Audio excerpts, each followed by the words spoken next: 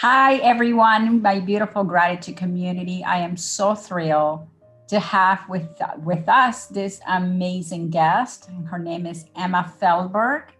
Many of you know her. She's my beautiful daughter. And I have to say, everyone, how proud I am that Emma has decided to come forth and talk to my community about an issue that she has been dealing with. And it's an issue that many of us go through, but especially her age group. It's suffering from anxiety and depression. And so Emma is extremely grateful to be here and talk to us about depression and anxiety from her standpoint of a 13-year-old and the lessons that she has learned along the way. Thank you so much, Emma, for being here.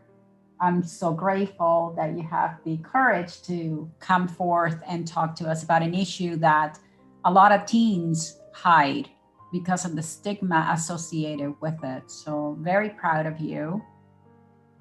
I'm sure my entire community is going to be watching your video. So, thank you so much. And Emma, why don't you tell us a little bit about what has transpired in the last couple of years or months, that you started to feel a change in yourself and, you know, you realized that you were suffering from anxiety and depression? Yeah, for sure. So I've always been a very happy kid, always an optimist. And the first time where I was at a low point in my life was actually when we had the first lockdown in March all the way to June.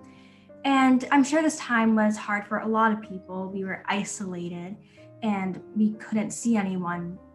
And this time for me, I did a lot of reflecting and it was painful. It really was painful because a lot of events happened previously with friends and I was working through it. And once I um, got through it, I really worked on myself. I didn't push away my feelings. I let them all out. I healed. And then summer came, and I was mentally well then.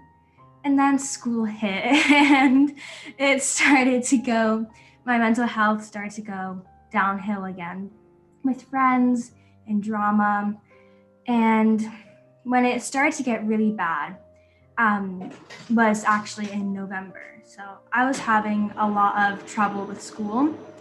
And there's this thing called intrusive thoughts. We all have them, Intrusive thoughts are negative thoughts that just pop in our head, but we push them away because we think it's wrong or we're too busy in our day. But I was, really stressed out. And one of my intrusive thoughts came in and it said, what if you kill yourself? And I'm like, oh, no, I am not going to do that. I don't want to die. But then it would come again every day. And first I was very against it. But then as my struggles proceeded, it became more of a reality. And I was thinking about it more and more. And I would get in these waves of sadness at night or during the day. And nothing mattered at that point, only that thought. And I would try to get out of it. But once you're in that state, it's so hard to think of the bright side and everything. And then I was struggling with that for a little bit. Every day the thought would come and I would think about it. And of course, I never tried to do it, but it was definitely a reality I was very close to. Then I started getting help by my therapist, and that really helped. But also, spirituality helped me out of that state. I've been seeing a lot of videos online talking about it, like spirit guides, guardian angels, and I was researching a lot about it, and it really saved me actually. And I found myself, I found how I want to dress, how I want to look, my style, which really helped me. Um, but I'm still struggling with my mental health because my intrusive thoughts have come back. it's not about killing myself anymore. It's about self-harm. I am still Wow. struggling through it, and um, I'm persevering, but it's difficult sometimes. Thank you so much, Emma, for being so brave and vulnerable and open and real to speak about a subject that most kids your age would want to hide. So we are, I'm sure my community will say the same thing of how proud we are of you. And I guess one of the things, if anyone is watching, I'm sure you can relate. I love what Emma said, that sometimes when it comes over you, it doesn't matter what blessings you have, you're just not able to see them. And I'm glad that Emma was able to speak up and get help, but more importantly, she found an outlet with her spirit guides and her guardian angels. And so the point is this, that we all go through low periods in our lives, and we all need something, a tool. For myself, it's obviously my spirituality and FMTG, and we're promoting the gratitude blueprint. But a lot of the principles in this book, it aims to help us deal with situations where, like Emma said, when you're down and you having all these intrusive thoughts, to still hold on to some level of hope, to something divine, something bigger than yourself that you can hold on to, and helps you see the light at the end of the tunnel. Now, Emma, in your own experience, if there are girls that may watch this video, what would you tell them if they're struggling? Because the answer is not in just taking your life. Yeah. Right? So I think that we're all given lessons and tests and different contracts that we have in this life. And one night I remember telling Emma, why don't you speak to your spirit guides to take away those intrusive thoughts? And she said something so mature and so spiritual. And she said to me, no, Mom, I'm supposed to go through this. This is my journey. And I was just blown away by what she said. Can you tell us, Emma, what role has gratitude played in your life? I know that that's what I do as a living, and it's much harder when it's your mom telling you different strategies. But has gratitude played a role in your life at all when you were having those dark moments? Yeah, definitely. Of course. When I was very at the low point of my life, it was very hard for me to get motivated during the day. But I would always find little things. It could be the smallest thing that would get me excited to wake up and start the day and be productive. Like that would be, I'm excited to have Nestea. I want to watch my TV show. I want to FaceTime this friend. Little things like those can really save you in the long term and short term. Another thing that I learned is that when I'm having these intrusive thoughts, I feel guilty about it. I'm like, no, I shouldn't feel this way. I have everything I could want in life. I'm very grateful for that, but I'm still feeling this way. Why? And one thing I've learned is that you should never feel guilty about the way that you're feeling. There's a reason why you're feeling this way. And you can feel it out, you can't bottle it up, but you also need to find a solution to it, or think about why I'm feeling this way and how I can improve it. You should never feel sorry about the way you're feeling. That's beautiful. That is such a powerful thing that Emma just said, and it's at the core of what FMTG is all about, where we cannot heal unless we become aware of what things need healing. And so if you're constantly suppressing your feelings and you're trying to hide your depression or your anxiety, you're never going to come to terms with it. So I think that's a powerful tool for anyone watching out there.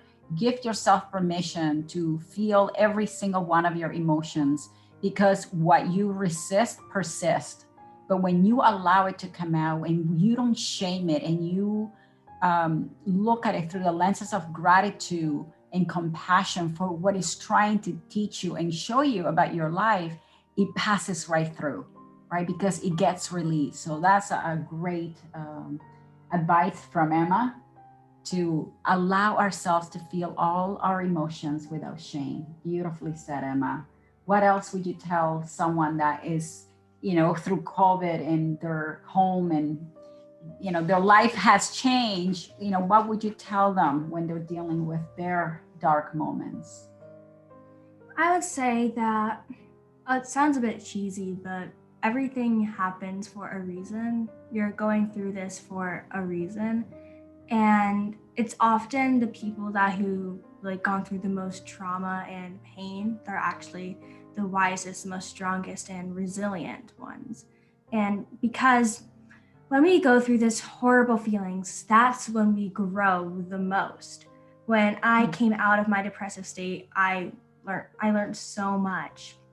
And it's often people like us who have really great big purposes in life. And it may not feel that way right now, but once it really depends for the situation for everyone, but once you come out of it or are feeling better, you will realize that. So just keep on persevering. You are not weak. You're actually the strongest people ever.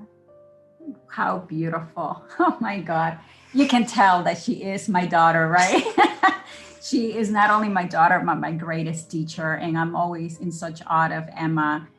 And, I feel for her in, when she goes through those dark moments. And as a mother, all I want to do is reach out and take her pain away, because I don't want her to go through it. And she is so beautiful. And she always tells me, no, Mom, there's nothing you can do. This is my journey. I have to go through this. I got to deal with this on my own. And she's just so incredibly mature and spiritual. And I'm always in awe of her. But the takeaway here is not to give up, in those dark moments. Reach out to a friend, social media. Someone that you feel safe with. Social media, Emma, what do you think is the impact? Has social media propelled anxiety and depression in teens, or do you think it has helped? Because there's evidence for both. Well, it's definitely both sides. You can't just say social media is horrible because it can't help. But you can't just say social media is the best outlet, because it's not. A lot of people on social media, they see these people and they're beautiful and everything, and they compare themselves saying, oh, I want to look like that. Why don't I do that? And this leads to a lot of eating disorders and really unhealthy habits. So when you go on social media, it's very important that you admire someone's beauty, but it doesn't take away from your own. That's something that I've learned. But the plus side of social media is that it's given me so many coping strategies and life lessons that I've carried with, or as I talked about earlier, like little things that helped motivate me during the day. Because especially on TikTok, like a lot of people talk about their experiences and I can relate to it. So I didn't know I had intrusive thoughts until I was on my phone. And then I'm like, oh, okay, like this is normal. I'm not the only one. So, it's a place where people can talk about their struggles and people can relate, and it's this whole community. But there's definitely the pros and cons, but for me, it's more of a pro. That's beautiful. Thank you so much, Emma, for your inspiration. And we're going to be wrapping up here. What would you say to the community that's watching you right now? I would say to keep strong.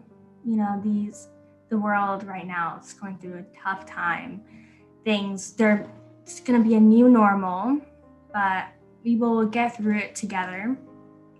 Humans in a crisis, we work better together, not alone. And you're not weak. You're not weak at all. I thought I was.